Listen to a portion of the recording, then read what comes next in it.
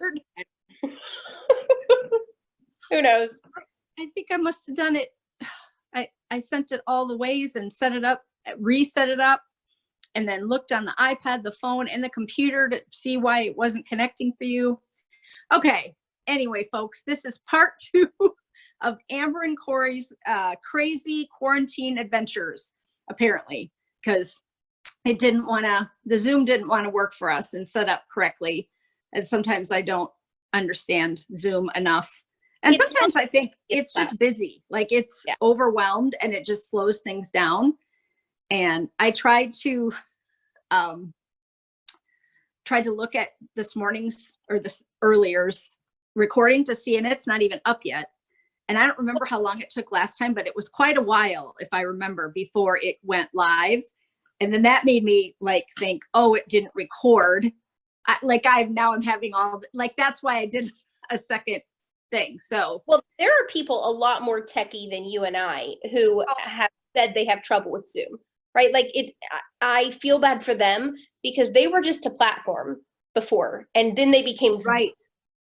So I'm sure they're struggling on their end as well. I agree.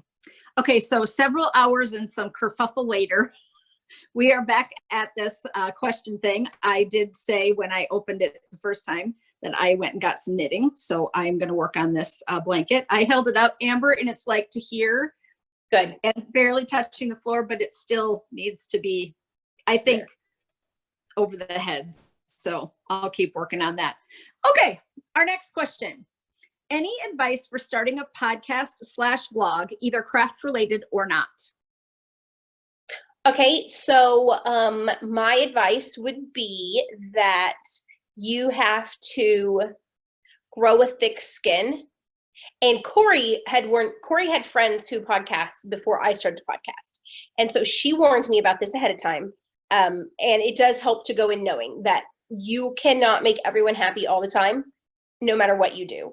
There will always be someone who is unhappy in their own life and tries to make you unhappy in yours. It doesn't happen very often, but it always stings a little when they do it, which is why they do it, right? They do it to be rude. And so you cannot take those to heart. I say that, I take it to heart every time.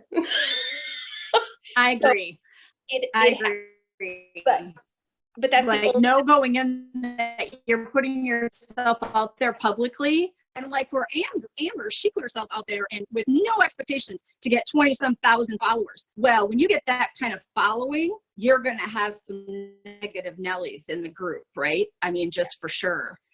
We both use iMovie to record and then edit it in iMovie. I edit it on my iPad. It's not a super efficient app on an iPad. You can't do nearly as much than you can on a computer platform with iMovie. But I'm okay with that. Like, I just want to do the minimal amount of work. Like, I don't want to work on lighting and sound. That took me a while. The sound and the lighting took me a while to kind of get that going. I think you also have to have something to say. I think you need to feel like you have a different perspective or a different point of view, unless you're just blogging for your family. Like if you're just blogging because someday you want to have that information out there so your kids or whoever can look at it and say, oh, look at all the neat things mom made and all the yarn she bought. Because I do think that the market is a little saturated with podcasts right now, and it's hard to grow and be seen. And you can't monetize on YouTube until you have so many followers and so many views on every podcast. And I don't think that everybody knows that. Now, I don't plan, and neither does Amber, plan on monetizing my YouTube channel. But going in, if you're thinking that that's one of the ways that you can make some extra money, you have to have lots of followers and lots of consistency before they'll even let you monetize.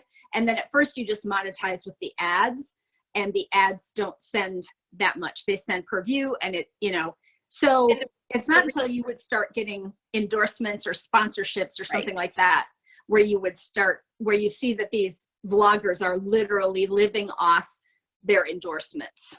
And the reason that I don't do the ads, and maybe it's why you don't do them, but the reason I don't do them is because I can't control the ad. Like, do I want a penny for every person who watches? Sure, that would be fun, right? You could donate it to a animal shelter. Like, I don't need it, so I could donate it, but I can't control the ad they put in. And so my views and the, like, yeah, I don't think I would be okay with some of the ads that I see on YouTube being the ad that was in front of my video. So that's why I don't do it. And it feels icky, right? I don't need anybody's money. And it's fine. Like, I don't judge anybody who puts them on, but that's just why I don't. So, yeah. I mean, I would prefer that most of the YouTube videos I watch don't have ads, right? And the other issue is if you think you're watching through an ad and you're helping someone get a penny or two, unless you watch the whole ad, they don't get it. So you can't click the ad off halfway through and have the person get, like, there's an algorithm for all of that. But I used to, like, for people who I really liked, I would sit through the whole ad because I knew that's how they got the penny or two, right? And it's there are certain people I will watch the whole thing, and then there's certain ones that I just click off. Yes. Like, come on, do I have to sit here and watch an ad the entire time? So, and I don't think that you have to specifically do a craft related podcast. Like, what I'm finding now is I'm finding my niche with people who like that I'm talking about, right? Is for everything, right? Yep. There are a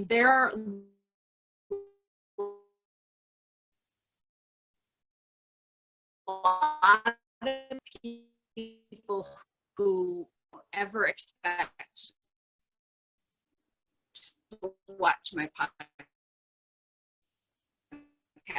because I'm just not their cup of tea. Put myself, like, stuff you want and they're very calming, you're going to go for, right? You're not going to go for someone like Amber and I who are more upbeat, like we talk faster and that's, it's just like watching a television show at night, a show, and you can turn it on and be like, it's not me. That's the way it is. So you broadening your horizons and saying you're going to talk about a podcast on whatever, cooking or doing crafts with your kids or whatever. I think you can certainly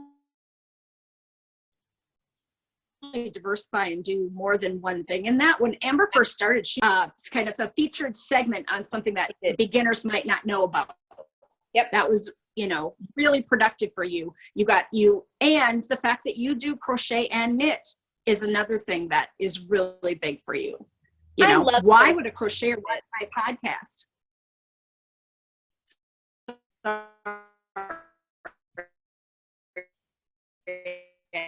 Interrupted.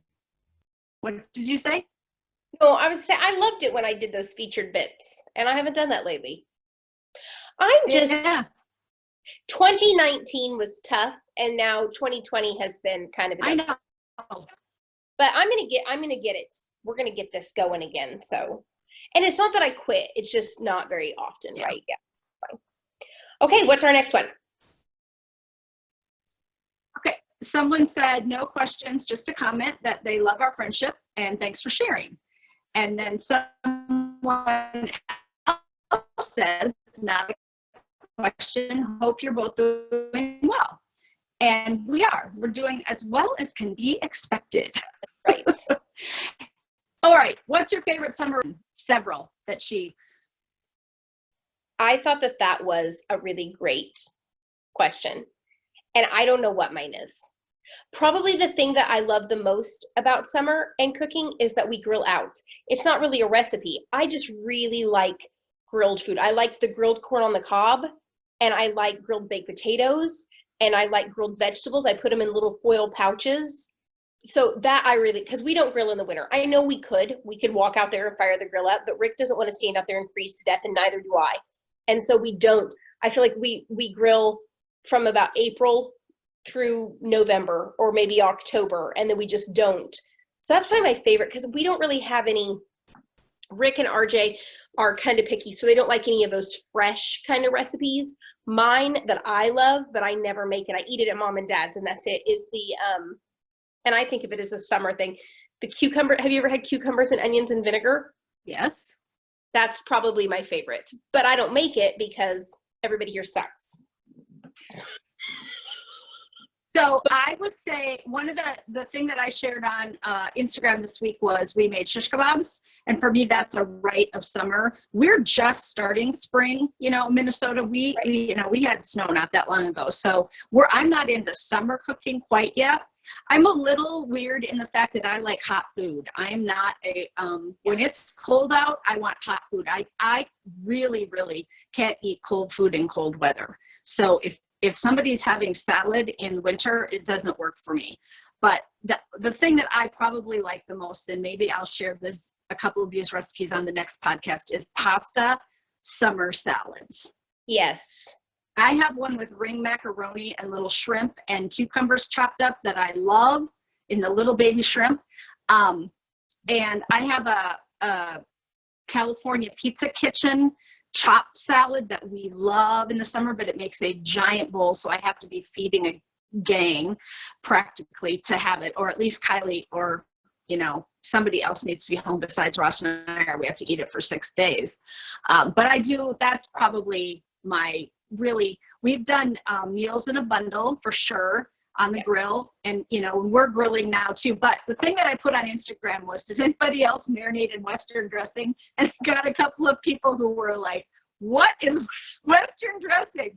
And it's really a Midwest thing. Yeah, we have it. Tangy French dressing. It's orange and red. Yeah, or it's thicker than French a little. Yeah, it's definitely thicker. That's why I grew up using it as a marinade on vegetables and meat. And we also use it as our taco salad dressing. In the summer, when we make taco salad, my mom would crunch up the Dorito chips in a big rubber bin, because we were a family of 5 and we'd go to a swim meet and we'd camp. And she would make the hamburger and then drain the beans, and she'd make this big bin, and she'd just pour the dressing over and toss it. So it was all completely tossed before we ate it. And I think that if you get that ratio, that is a great way to eat a salad, right? When it's already got a little bit of dressing on all of it, but it's not over drenched to the point of disgusting, right?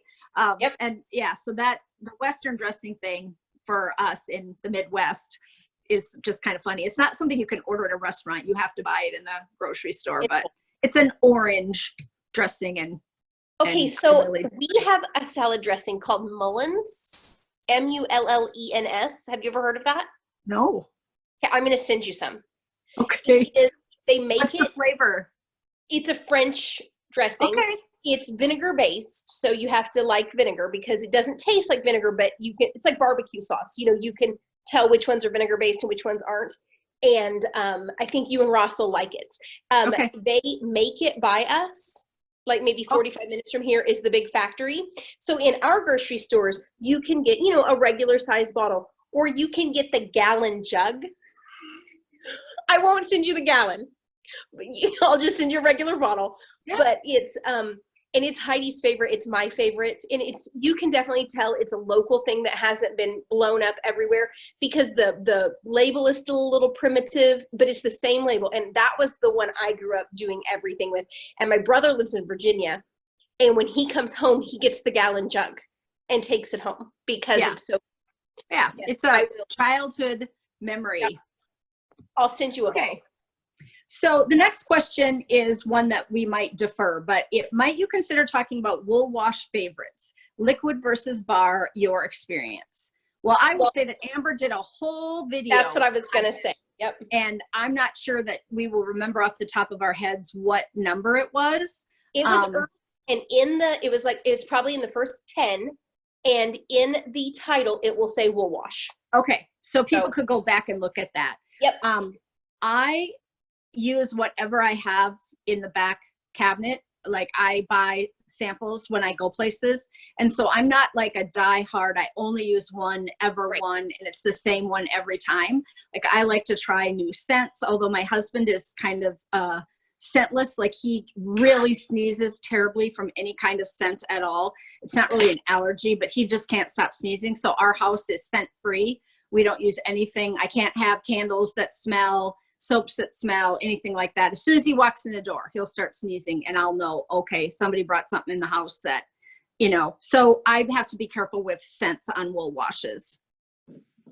But yeah, I would say go back and watch that episode because I talked about so many different kinds, like 8 different kinds. And there is a, you know, it's a personal thing, just like what detergent do you use? You know, it's the one you buy that you like, or it was on sale one time and it did the best job or whatever. And okay, so then we got a question, how did you meet, become friends, which we answered. And then the next one is one that we both shared. We're not sure we're going to be able to answer very well. Who is your favorite designer? Yeah. And I said, I have a really hard time picking one. I'm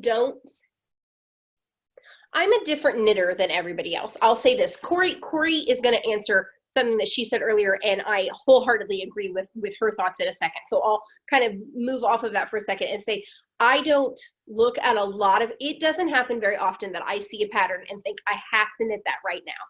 I knit a lot of vanilla socks. I crochet a lot of granny square Afghans, and I will make the random, you know, cowl or shawl. So most of my knitting and crafting and crocheting is not something I necessarily even follow a pattern for. It's something that I know how to do in my head. And so like all my socks are all just vanilla socks. Now, would I love to wear a pair of cabled socks? Sure, I think that'd be really pretty.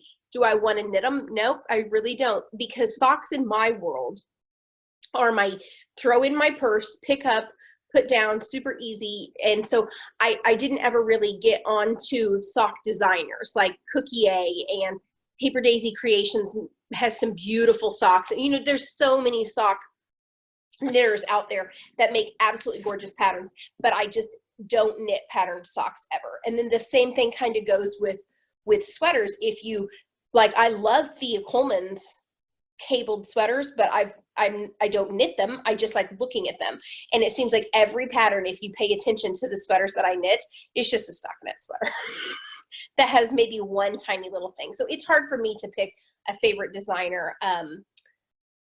Yeah, I mean, as far as when I look at their patterns, Stephen West blows me away with his styling every time, but most Stephen West sweaters patterns are not something that I would knit and wear. It's something that I think are beautiful to look at, although this new painting bricks one, I might knit. It is stunning. It reminds me more of older Stephen West designs that were more my cup of tea. But so yeah, there's just so many. I could list off 20 designers that I think do an amazing job, and I love that they're successful, but I love them all. Yeah. So anyway, I looked at this question ahead of time, and Amber had said, we're going to have a hard time with that one.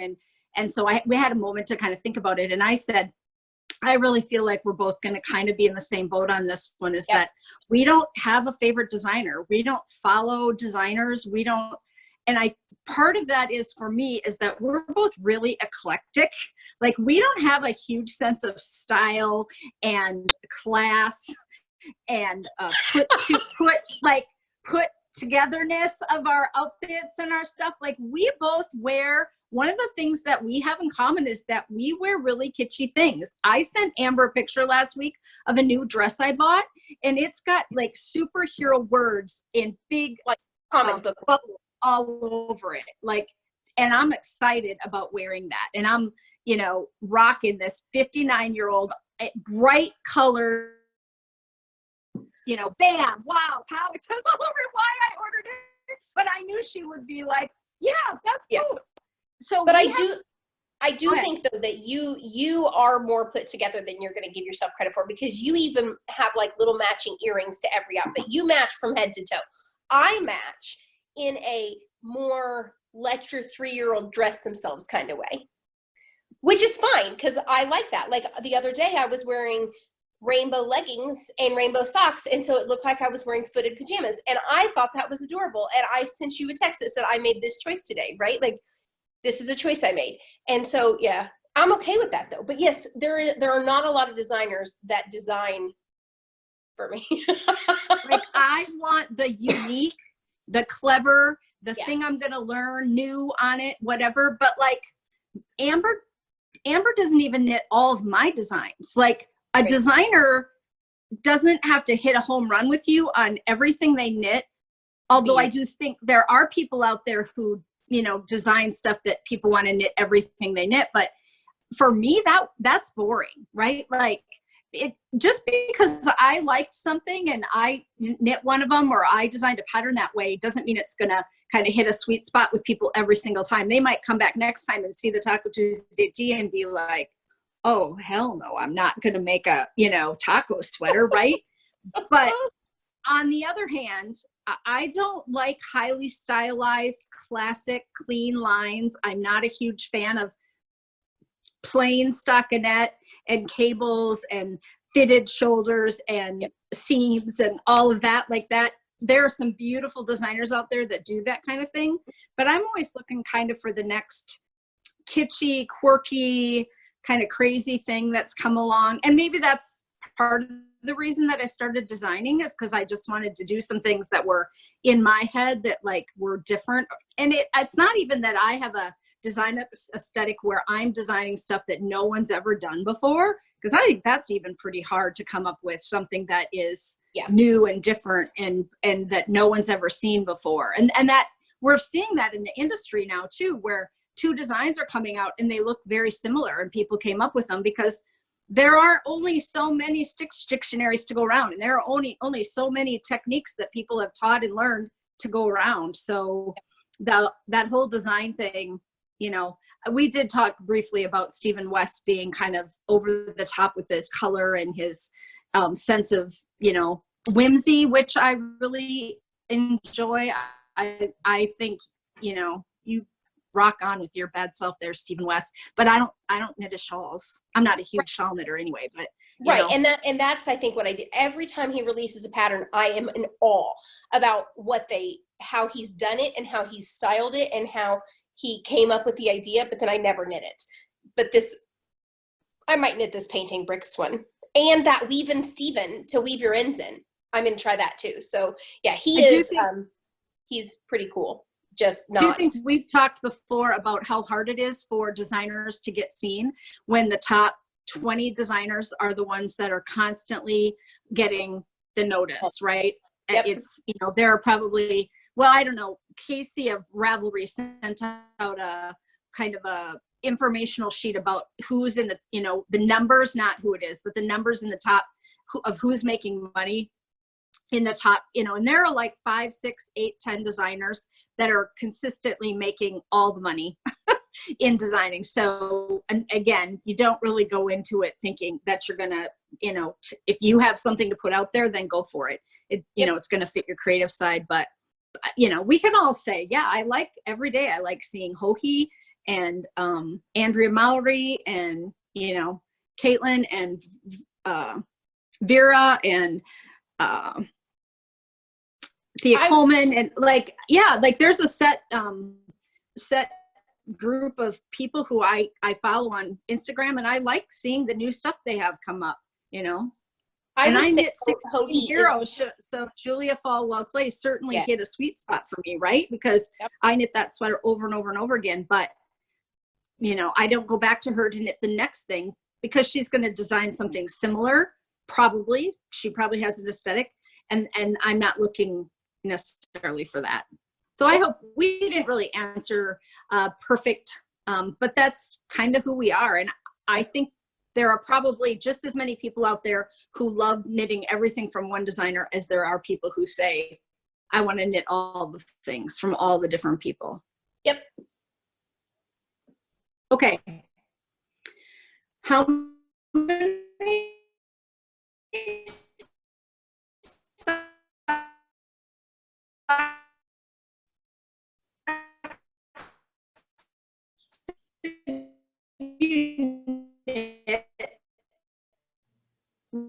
will you show off as them as you can? Like probably is asking. I did an entire show on 5 episodes ago. Something I've knit. I'm not a huge sock knitter anymore. At what time? Like I learned everything there was to learn about socks, and then I moved on. Hang on, great. You cut out when you were reading that question. So if you cut out for me, you probably cut out for the video.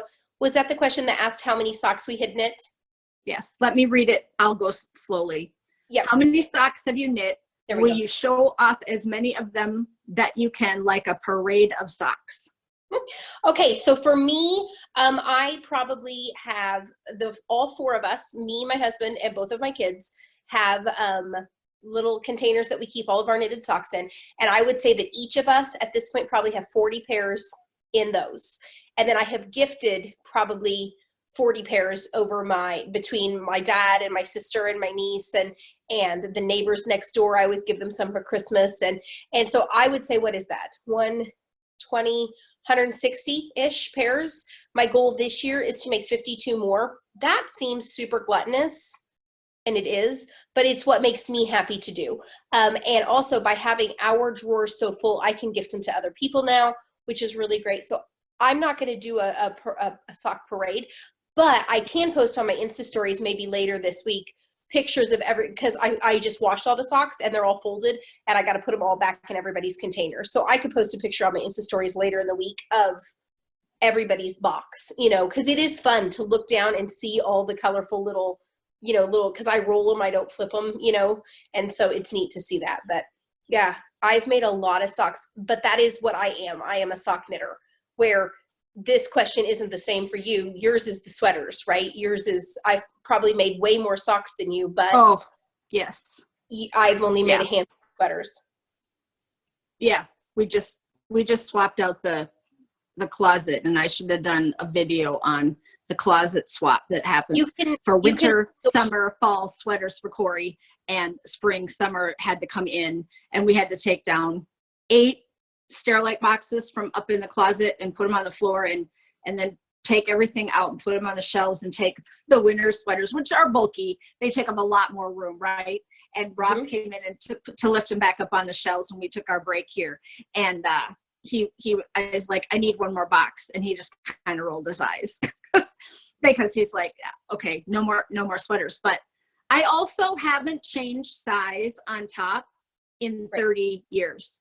Like when I gain any weight, it's in my middle. So like all the sweaters that I knit 30 years ago that are no longer in style, that I might not ever wear again, I haven't gotten rid of.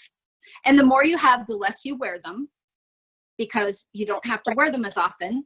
So they don't wear out as quickly. Yep. So, but I do have way too many. Am I going to stop knitting at this point because I've become a over consumer of sweater yarn? No, but I might gift more, right? Right. That's if we start getting, if my family says to me, oh, no more socks, then I'll give them away. I'll donate them. I'll do what I'm still going to continue to knit them because it's what I like to do. But also as my kids leave the house, which is coming sooner than I would like, I'm not there to launder their socks, which means they're going to ruin some. Also, they may lose them because their mother isn't there to make sure that all the knitted socks get put in the knitted sock basket so that they can all, they're going to get thrown in the middle of, so they're going to mess them up, and I'll just keep replacing them. And then as they leave and we get more members of our family in spouses and grandkids, I get to continue to make more. So see, I'm set. Yeah. Do you find a pattern you like and then pull down from stash for it, or do you pull stash yarn first? That'll be different for the two of us, I think. Yes. It's incredibly different. I would say I oftentimes find the yarn and then look for a pattern for a couple of reasons. Now, that's not always true, because sometimes I'll see a pattern and I'll be like, oh, I think I have the yarn for that. But I have been trying to stash down. So I'm finding yarns that I think would look nice, and then I go and grab a pattern that would work. That has not always been the case for me. That has been the case since I've been trying to not buy yarn. Before, I think I was the other. I almost always shop with a pattern. I almost always, when we go on a shop hop, if I'm going to a yarn store, I take 5-10 patterns with me that are stacked, that I printed out, purchased, or I've gotten somewhere, and then I shop. And that pattern may not become that sweater someday, but that's how they're kept in my closet. Mm-hmm. So ironically, someone thought that this was my stash. They sent me a message and said, you have such a nice curated stash. I was Well, like, oh dear, that's just fingering weight that I probably will never use. That's almost all, that's what it is. Single skeins of fingering weight yarn. But I keep them in like clear metal or clear plastic shoe boxes that have a pattern and the yarn in them. And then if I'm out searching for something and it says I need a DK, I can certainly decide to do the new pattern as opposed to the old pattern. But that's how I have a tendency to shop, is that I've already decided that I'm going to buy. Although I also just generally purchase an entire sweater's quantity if I'm going to shop. Even if I think it might become a 2 skeins cowl at someday, I want the option for 4 to 5 skeins of yarn in case I want to make it into a sweater. So I just buy sweaters quantities almost exclusively. Very rarely do I won't buy a single skein anymore unless I have kind of a plan for it. I just have too many that I could use. And see, with me, I do buy sweaters quantities from time to time, but single skeins, being the sock knitter, are almost always what I buy. Like, and then I just have single skeins everywhere. Like, here's a pink skein that's the new, oh, isn't it? That's their new colorway. Yep, the flamingo lingo, and they knew that I would love that, right? And so, but yeah, it's just sitting right here because I'm gonna turn it into a pair of socks. Just boom. So as I look around, I just see random skeins of yarn, and they're almost all single skeins. So that's funny that we're opposites on that too. Okay, which of you influenced the other one the most? I don't know. I thought about that one. I'm not sure. Yeah, no, I don't think so either. And I think we're equally bad influences on one another. Agreed. Right? Agreed. Like, yeah. But we're also our own person, and we're confident being our own person. Neither one of us are the kind of person that joins. Okay. That's not to say that I have nicely. Well, I was going to say, that's not to say that I have the best self-confidence, because I don't. But I'm not the person who has to do everything that everyone else in the group is doing.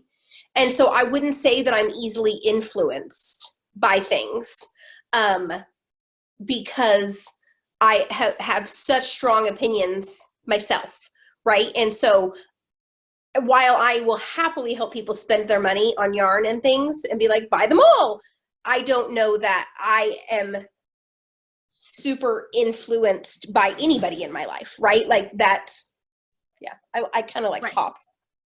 I would say the same, is that we're really highly opinionated, and we don't always agree on, there's a lot of things in life in the world that we don't agree on.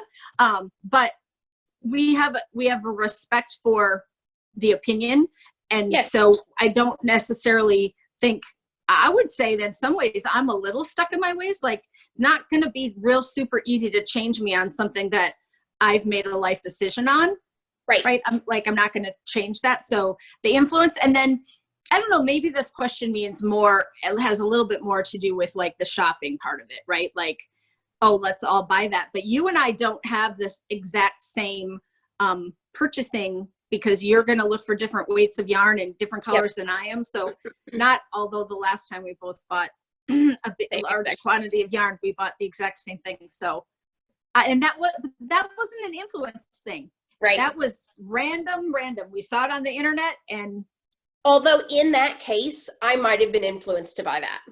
Like, had I not already bought it when you showed a picture of it, I might have gone and gotten that, because it was so true. Yeah. Okay, toe up or cuff down? Cuff down, always. Cuff down, always. I can do toe up. I talked about that in my socks episode, but I learned cuff down. I think if you learn one, you're less likely to switch. Not that nobody switches, but you're less likely to stitch. Yep. Okay. What knit shop would you go to together, and what would you buy each other? Well, we buy each other stuff all the time. I'm a huge gifter.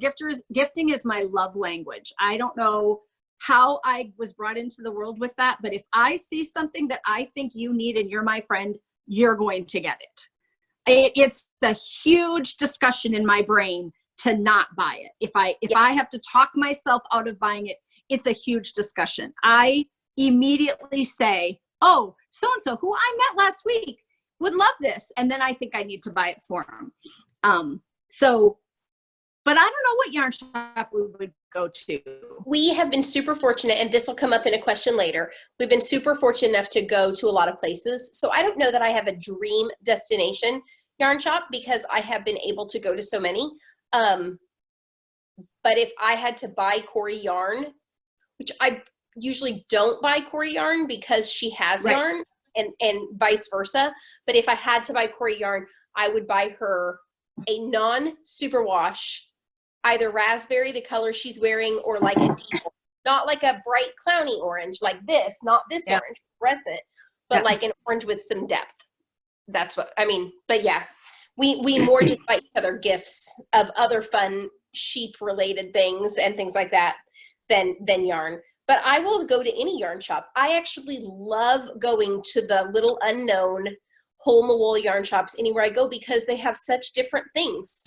You know, there's only been a handful, less than a handful of yarn shops that I have walked in and been like, oh yeah, no, I shouldn't have come in here because it was, you know, probably going out on its last leg or maybe close to a retirement thing, but they're almost always something I thoroughly enjoy going into. So I would go to any yarn shop. You do hope to come up for a shop hop in Minnesota because you haven't done all the shops in one fell swoop, which we do here. So if you're a new watcher to me, and I live in Minneapolis, and we have 16, 17, 18, depending on the day you count, local yarn stores. So within an hour and 10 minutes of my house, in any direction, I could get to 16 yarn stores. And so the shop hop here is super fun. That's the Twin Cities one. And then there's a Southwest Minnesota shop hop that has about 6 stores on it. Northfield Yarns and down in Winona. So yeah, like that would definitely be the thing that we're looking forward to doing together. You know, it was canceled this year, and she usually comes for Shepherd's Harvest, so she wouldn't also come at the beginning of April. But I do want to go to Church Mouse. I really, you've have a desire to go to Church Mouse on Bainbridge Island because I think a yarn store on an island sounds just so quaint. You know, I don't know that. If I win the Mega Millions, I will take you to Church Mouse because that's what I tell, like, we don't play the Mega Millions, but sometimes when it gets really, really high, all the workers at our work will go in, and then we always buy one too, because otherwise if they hit and you don't have any workers. And so if I ever hit it, I told Matt I'm going to take him to that little island off the coast of Australia that has those little smiling guys, those little smiling creatures. You know, which those like quokkas or however you say it. So when we get home, I'll take you to Bainbridge. Yes. Actually, Ross and I were talking about going this summer. We were going to go out to Vancouver, and that was going to be our summer trip this year. And now that won't happen. I'll get to go fishing 3 times. Maybe 2021. Yes. So, okay. What % of time do you choose yarn based on an awesome colorway name or just on color? Only ever on color for me. Almost. Lots of times on colorway names. Yeah. Lots of times. And if you made, now not right now because I'm not buying yarn like I did. This quarantine I have bought some yarn because I have felt like I really needed to help some people out. Rick kindly points out, though, I cannot save the world and that I cannot single-handedly keep the fiber industry afloat. And so I have stopped doing that. But before, you know, years ago when I was buying all the yarn, if you had a Star Wars reference, a Harry Potter reference, I mean, things that my kids loved, I would buy any of that. I remember Rick and I were watching a Sherlock Holmes movie, the one with Benedict Cumberbatch in it, and then I bought yarn that was 221B Baker Street. Like, come on, Amber. I mean, although it's very pretty yarn, and then I already made it for him, and he wears them. So less now. I buy more on color now, but there was a very long period of time that if you named it something kitschy, I was going to buy it. For sure. And in the past, I have bought, I bought some of the Walking Dead colorways when I was watching that for a period of time. And I have a couple of other kitschy names that I thought were clever. I appreciate a good colorway name. Yeah. Absolutely. But I don't love as many colors, and I don't knit for as many people. Like, you can buy a skein of sock yarn and probably hit a member of your family with the colorway on the nose, whereas I don't have that so much, right? Like, I can't just buy all the colors because I just wouldn't like them or use them. So, okay. Where do you find the time to do all you do? I'm retired and can't seem to get as much done. I don't sleep I don't go to bed at night till late. Like, that is when I sit down, and I have switched my days in quarantine. Confessions of a true sleeper. I am staying up till wee hours of the morning and sleeping in late because my husband's still going to work. And so it makes my days go faster because I can't leave the house. And so I get up late, and then the afternoon goes quickly, and then he gets home and we have our time together, and he goes to bed because he gets up at 5 and runs with the dog. And then I stay up and I occasionally have texted people at 1 and 2 in the morning. And those hours now, from 7 to 2 or 8 to 1 or whatever in the evening, I'm getting a lot more knitting done than I even was before, which was quite a bit of knitting. So for me, I do work, but I do not work a regular job like other people do. There have been times in the last few years that I have worked many, many more hours than I would, than a regular 40-hour week job.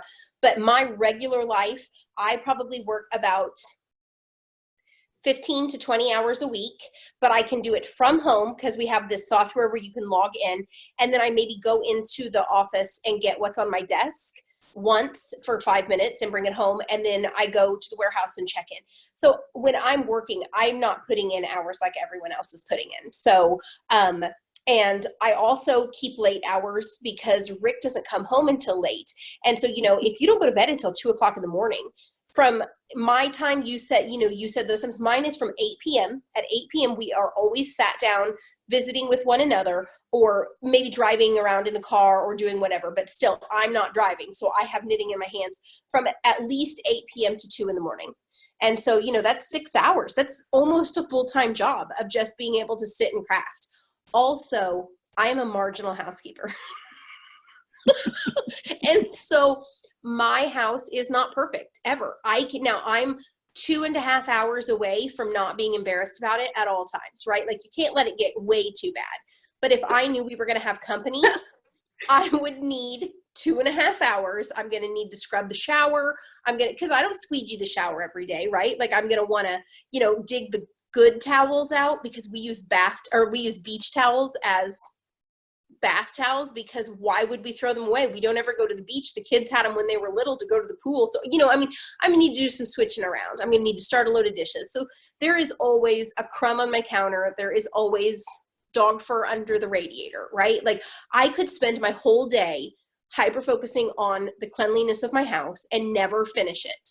Or I could clean a couple days a week for a few hours and craft the rest of the time and live a much happier life. So, I get up before anybody else in the house, not so much during quarantine, but on a take out the dumpster fire that is now. And, in my regular life, I'm up first. And so I will sit for an hour and craft. Everybody leaves, goes to school, goes to work. Then I'm home by myself. I do a little bit of work. I've got some work here in a pile that I need to do. And then that's all I've got tomorrow, is I've got to get through this pile of work, which is a lot. I've got to do stuff with it. But after that, I'm going to craft all day. So I think mine is not as fast of a knitter as I am, because I wouldn't say that I'm super fast, as much as I am persistent. So I'm able to do a lot. I don't go anywhere without it, even if, where were Heidi and I going? We went somewhere we went to drop something off of my mom and dad's, and Heidi was driving because she has her permit. And so she's got to get her hours in. And I put 3 pairs of socks in my purse and walked out the door. didn't pick it up at all because she was driving and I was, helping her, but I was not about to leave the house without knitting. And so that's another thing is, excuse me, I knit everywhere or craft or of some kind. No matter what, I have it with me and I'm always doing it at any given time. So, even Rick, who isn't a crafter, he does things in the chair while we're watching a movie late at night. We can't watch a movie with subtitles because both of us are doing something at the same time. And so he's catching up on work, usually on his laptop. And we've been going for walks in the evening during quarantine. And, he will see somebody just sitting in their house watching a movie. And he's like, they just sit there. Yeah, they do. A lot of people do. But you can be so productive if you just kind of multitask. So yeah, I just put a lot. And I don't have a job outside of the home anymore either. Like I'm not working outside the home, and like my design business can take as much time as it takes. So some days it takes, and Ross comes through the back door at 6:30 and I'm still on the computer and I've been there all day. I've been writing, answering emails, sending out stuff, that kind of thing. And then I'll go in after supper again and continue to work. So, like I can do a 12-hour day. Then I can do 3 days where I'm not doing anything as far as design work goes. I have a really hard time sitting down during the day and knitting without getting distracted, which has become the product of why Amber and I do FaceTime for so long. Because I will say to her, if she'll sit down and talk to me, then I can sit down and get knitting done on a design, right? A lot of times if I need to get it done, we will sit and talk, and then, but otherwise then Cody needs to be let out. I got to do a load of laundry. What are we going to have for supper? I better take that out of the freezer. I can spend a lot of that up and down time because I just can't just sit and hunker down. Like, oh, I love that word, hunker downers. Oh my gosh, Leslie Jordan. Oh, he just makes me laugh so much. And let me add really quick, if you are not a person who gets a lot of knitting done, don't get discouraged because we also don't have little kids anymore. Oh, when I had little kids, holy smokes, I was lucky to get showered that week, right? Like, I mean, it's hard when you have little kids and you're trying to keep a house and you're cooking supper every night and trying not to murder your children. And so I get it. I didn't get anything done when the kids were little. I might have gotten an Afghan done a year. I mean, honestly, when they were babies, I didn't get anything done. And so it's misleading, right? Because when I am working full time, 40 to 60 hours a week, I don't get anything done. Nothing. Like, so I can't imagine. And I often don't cook on those nights because I'm like, no, sorry guys, that ship sailed around noon when my feet started hurting. So yeah. So don't get down on yourself because other people do it. It's just because we are prolific time. We put time in and we don't sleep. Yeah, there you go. Okay, well, I have a few left. How do you or would you like to celebrate Mother's Day? I think we both would agree we don't want to be on quarantine. I want to be at Shepherd's Harvest. That's how we spend every Mother's Day. Is like come up to Minnesota and go to Shepherd's Harvest. Yeah. But that's probably more obviously not asking if I want to be at Shepherd's Harvest and more asking like if we have any traditions. My traditions are always we plant the plants for the front porch, which we did last weekend, which is the weekend we always do it because I'm always at Shepherd's Harvest on Mother's Day. And then I don't have to cook. And my kids are always super nice. That's it. I just want everybody to not be, just be nice. Not that my kids aren't nice, but be overly nice. Be fake nice if you have to. Yeah. So I don't have anything. 4 years, my wish on Mother's Day was always that Kylie would go to Shepherd's Harvest with me when she was younger, because I knew that she got over it after like the first year or two when you're not a knitter and you don't love the fiber arts, but she would always know that was going to be the thing that I wanted her to do. And so then when she went to college, that's kind of when we started the whole, I'll have friends come because Ross is always up north fishing. So it's going to be a different year for me this year. I have been invited to go up north fishing with he and his brother, but I don't want to go. And we're going to go the following weekend with Steve and Kylie. We're going to stay in separate cabins. We're going to drive separately, but we're going to be there and we'll be able to see them. And then the following weekend, we're going again because it's Memorial Day. So if I go this weekend, it's 3 in a row, and I don't fish. Okay, so will you still enjoy it though because you'll have your knitting? Yeah. Oh, yes. Yeah. I stay in the cabin, but I don't think that and it's a 5-hour drive up and a 5-hour drive back. So I'm thinking I'm opting out this year on this weekend and going to stay home. But Kylie is in finals for law school. And so we have had the conversation where she had a test Monday, she has a test Thursday, and she has another test Monday. Mother's Day cannot happen for her on Sunday with me in any way, shape, or form. Like, we can't go for, tacos or meet somewhere where we can eat a meal side by side in our cars. And so she said, are you going to be okay, Mom? And so it's going to be a different, tradition. Normally it would be Shepherd's Harvest and tacos or something like that. Do you want to FaceTime on Mother's Day? If you're not with your family. Well, I'll be with my family, but they'll be tired of me at that point. Okay. So yeah. Okay. Yes. I make a date for me to have a Mother's Day moment with them, because I won't have anyone here. And I'll be perfectly honest, on Mother's Day, as well as on my birthday, I should get a gift. Like, I'm like, that is a thing, right? Like, I'm not over that yet at my age. Like, I should have something. I should have a card and a gift. Like, yeah, it can be a chocolate bar. That would be fine, but somebody better have thought of me on Saturday. Rick bought me a rock tumbler and gave it to me early, and Heidi and RJ ordered something. It's not here yet. So yes, I agree. I love a good gift. It doesn't have to be an expensive gift, but thoughtful. Right. I just need somebody. Like a moment of thought. And I'm why I said that? Because my husband was just in the kitchen. So I said it loud. Because he's going fishing. He does not get to come home on Monday and say, "Oh, I'll buy you something this week." Well, and I'll tell this because Heidi's not in the house right now. She just went on a walk. She texted me and said she was going on a walk. So I can say this because she will not watch this video. As much as she loves you, Cori, she's not going to go to your YouTube channel and watch 2 hours of you and I talking. No one should. When she was a little kid, she asked me what my favorite flower was. Have I told you this story? I told her it was a carnation. Doesn't matter. Because carnations are so cheap. You can get a carnation for $1 at the flower shop. And it comes with the little cap and everything. So because she has always been the most thoughtful child. And so she would always, on my birthday, on Mother's Day, she would ask Rick, she would save her quarters, and she would ask Rick to take her up, and she would always buy me flowers. I am fine with carnations. And now they probably are my favorite. But at the time, of course, roses are your favorite, right? You want the expensive, big, beautiful bouquet.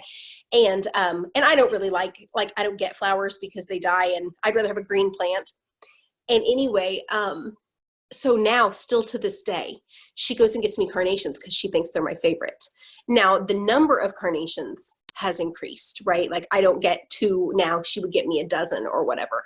But you can get a carnation for $1 in Newton, Illinois. And so, yeah, she will probably on Saturday go up and buy me carnations, I would say. So, yeah, that's fun. She's sweet. I just don't want him to think that my fishing license that he bought for me so he can have more poles in the water is my gift. I love that. Oh, we're terrible. Okay. To both of you, what is the most awesome vacation you had and what made it awesome? I have been very fortunate in my life because we travel so much for work, and because we homeschooled our children, we were able to go so many places. So I have been to 38 states and 7 countries. Many states I have gone to many, many times. So I cannot pin it down. We were able to go to Germany, which was wonderful because my kids were older, not as old as they are now because it was 3 or 4 years ago, but that was wonderful. We spent 11 days going out to Wyoming and back and stopped at all the sites, and we horseback rode on mountains and saw moose. And I mean, that was amazing. That was probably RJ and Heidi's favorite. We have gone to Caribbean islands. We have the very first trip we ever went to Disney World. I felt like the kids were the perfect magical age. They were 5 and 3. And so to watch that happen through their eyes was amazing. I've been able to go and see Broadway shows. I've been able to, I've been from coast to coast Our honeymoon was great. We went to Seattle. We've just been very, very lucky in our lifetime. We went to, on our first year anniversary, we were headed to Florida, and I got tired somewhere in Tennessee. And I said, I'm sick of this, which is so funny because we travel so much now. We had only been in a car 4 hours, and I was like, I am sick of riding. And so we just turned left and went to Gatlinburg, which is a complete and total tourist trap. But while I was there were baby raccoons on a golf course, and I tried to pet them, and they tried to eat my face off, and it was a whole thing. Yeah. I just have so many wonderful vacation memories. We have never, luckily, knock on wood, had a bad vacation. Nothing bad has ever happened. We've never, been robbed, or our car broke down, or, we have always had an amazing trip. And so, but I also think people set themselves up for failure sometimes by putting the biggest expectations on something. And when we go on vacation, with the exception of the Wyoming vacation where I had it all planned out, anything goes on our vacations. If you want to do it, holler. Like if we're going someplace and the kids are like, look, there's a roadside stand and there's like a house of snakes and there's 900 snakes in there, I'm going to sit in the car, but you guys can go in. Right? So we have always been willing to let the kids help with vacation. Does that make sense? You know what I mean? So yeah, for sure. And also we go on every vacation with our kids, which I know is going to also change as they're getting older. And so, we really enjoy spending time with them. And so, yeah, we haven't had a bad vacation ever. So I love them all for all different reasons. So while you were talking, I would not have thought of this until you said it, but we did dude ranch vacations for a number of years before Kylie had her horse, and even a year after. And those were amazing vacations. We went several places. We went up near Banff in Canada. We went to Wyoming, Montana. We did a dude ranch kind of vacation and we all rode at the time. I not as much as Ross and Kylie because I had a knee replacement at that time as well. But so those were amazing. Our New York City trips every year, we have gone back since we moved from out on the East Coast back here. Those are always super fun. And we've taken Kylie's friends. So we took her roommate Macy, and then we took Stevie, her boyfriend, they'd never been to the city. So again, you see it through someone else's eyes, makes it all the more fun. I had a bucket list 20 years ago of things I wanted to accomplish before I died. And I had some of the ones at the top were go to San Francisco, ride in a limousine, write a book. I had like big things. So we went to San Francisco, Ross and I, and had a wonderful trip out there. And then one night when we were in New York City on a spring break trip, we came out of the Broadway show that we had seen with my friend that we talked about on the Carol, and her husband and Nicholas, Kylie's favorite, best friend back in the day. And there were limousines there for you to take back to your hotel. And we all splurged and got a ride around the city and went in a limousine back to the hotel. Because, when after you're a grown woman, your limousine ride opportunities are small, right? Like that isn't going to happen to you. Like you're just not going to take a limo somewhere. Like your prom, things like that, where you might take a limo with people. It's like gone. And so I talked about them for years, like, oh, I'm never going to get to San Francisco and I'm never going to get to ride in a limousine. And then when you finally get to do it, you've made such a big deal out of it Can we rent a limo for Shop Hop? Oh yes, it would be hilarious. We have talked about buying or having like a bus or even a big van drive us around, because we always have 2 or 3 cars of women, So yeah, it would be amazing. Shop Hop 2021 limousine. Right. Okay. This person says sweater math, LOL. Well, take the number of your circumference times your gauge, and that's how many stitches you cast on. There you go. There's your math, right? Cori taught me how to do that because my arms are so big. Because I'm wearing a sleeveless dress. My arms are unproportionally large. Is that the word I want? Proportion? They're not proportion. Yeah.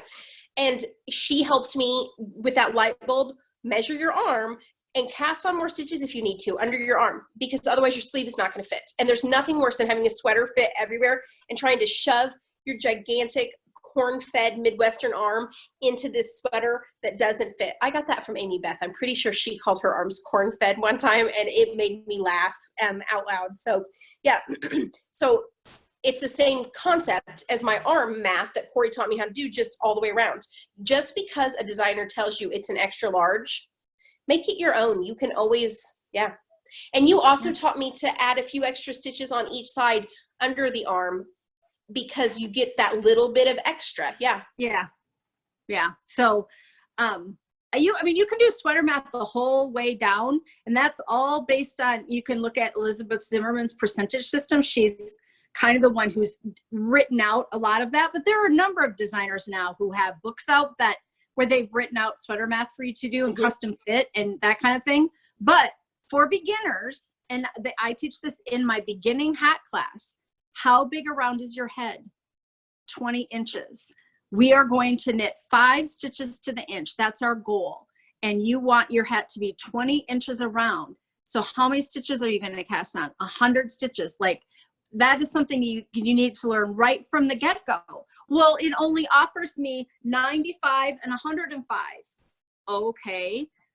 You got to monitor that, figure out if you want to make it more or less. And that's the same thing with your wrist, your elbow, your arm, your bust, your neck, your shoulder. You can do all your own measurements at home, and then write them out draw yourself a little body and write them out, and then look at a schematic every time. That's how sweater knitters who have successful sweaters get them, is because they can look at the schematic and say, well, that's going to be negative ease in my bust, but positive ease in my belly, or whatever. And then they can adjust that. So, and that's what I do now. I always look at the schematic for the upper arm, because this part of me is not that big, right? Like, this is always going to fit. This is going to fit. Odds are this is going to fit. It's just this right here, that one spot. And so, yeah, I always look at the schematic now, because you taught me how to do that. And, you know, it's usually around 16 inches, 15 to 16 inches for my size. I need like a 17-inch sleeve. And so I just increase, and then you just have to take those stitches back away before your elbow, so that your sleeve doesn't hang like, you know, that. So yeah, it is hard. I don't want to seem flippant when I say that, because it's super intimidating and hard. And when you start to think about altering a pattern, I would love to just knit a pattern and have it be exact. In that case, you need to look at those sweaters that you plug in all your measurements and they give you a sweater, right? If you can't. But if you have any type of mathy tendencies, or anyone in your life who would help you double check your numbers to make sure that you did your math right. And I still do that with Rick. When I make a Yowza Weigh It shawl, there's a math calculation, and I do it. And then I always say to him, hey, do this real quick for me. And he does it. And I'm like, okay, yeah, I was right. And I often will email you or text you and ask the same thing. So don't get discouraged. People like Cori will always answer your questions. She's super nice like that. She'll spend 2 hours every morning on the computer answering your questions. Oh, I will. And I just had someone today who sent me their Excel spreadsheet with all the numbers in it. And she's trying to do a different size of my new shawl design in worsted weight. And I just go cross-eyed, but okay, I'll do it. I'll help you take a look at that. All right. I think we're on our last question. Okay. And I need to turn off notifications on my phone when we record, all notifications. I need, because every time I get one, I think that's why we're getting some interference. I don't know for sure. God. Yeah. Because like people are texting and I also get Instagram notification and stuff like that. So, all right. Can you suggest some affordable yarn for a sweater? Yes, we can. Yes, absolutely. I like Barocco Vintage. Is that vintage? Is that the one? Yep.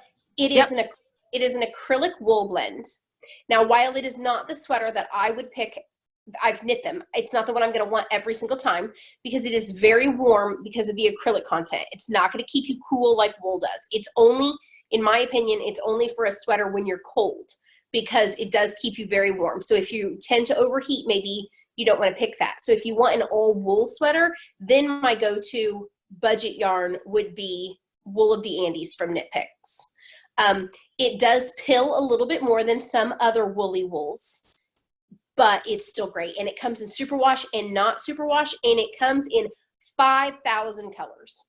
Wool of the Andes comes in all the colors, and Barocco Vintage comes in current and relevant colors. Like they do a better job of, Pantone's color of the year and, type those things, because they're a yarn company who's trying to appeal, to current and modern things. So you can't necessarily go in Barocco Vintage's line and get any color you could think of, but Wool of the Andes you sure can. And they have the heathered and the not heathered, and there is just something about every time Matt will knit a heathered sweater, a men's sweater with a little bit of cables and that heathery look. Ooh, that's pretty. Absolutely. So those are my two. And I have knit sweaters out of both. So that's not just me saying, oh, here's a budget yarn. I have knit sweaters out of both, and they have held up beautifully. Right now, I am designing an ebook. I'm going to have an ebook coming out, and I'm working on designs. And I was really looking for some affordable yarns for some of the projects in that. And what I've narrowed it down to after weeks and weeks of, looking and finding, because I have to buy a lot for a bunch of different projects and maybe for some sample knitters too, is I'm going with brown sheep. So they're nature spun, lamb's pride, worsted, prairie spun DK. They have a cotton fleece. They have a bulky.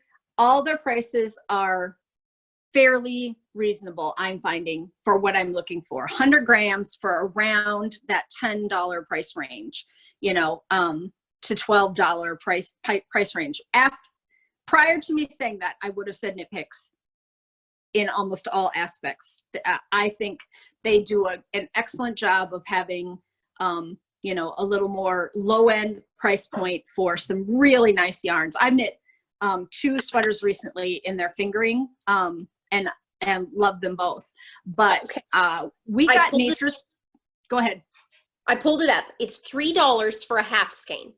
So for $6, that's really affordable per skein of yarn. But look at the colors. And I know you can't read it, but just look at this little box over here that has the colors. Look at how many there are. Those are just the blues. Greens. I mean, look at this, how many colors you have to pick from in their Wool of the Andes line. Crazy amounts. So yeah, I don't think you can go wrong there.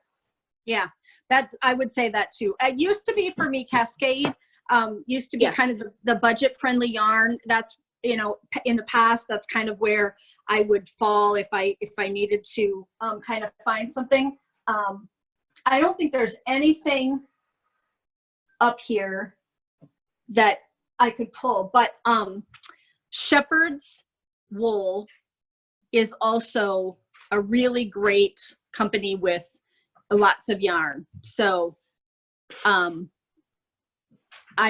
yarn colors, the Shepherd's Wool, out of brown sheep. No, out of Michigan, the yarn company out of Michigan. Yeah. Stonehenge. Gosh, yes. That took me a long time. I just couldn't come up with the word. Stonehenge Fiber Mill. So that's the one that's a little harder to order from, right? Yeah, because they're not online. You can find it in yarn shops, but it's not online. Well, I think that's all we have. So we get to say wrap it up. And if you guys have other questions, you can always feel free to ask them on Instagram or on my comments in my Ravelry group or Amber's Ravelry group. We'll do it again. Yeah, probably. It's giving us something to do, giving us something to have to do during this time when it's a little bit crazy and we're not knowing. So thanks for watching. Thank you. I'll get these up as soon as I can. Bye, everybody. Later.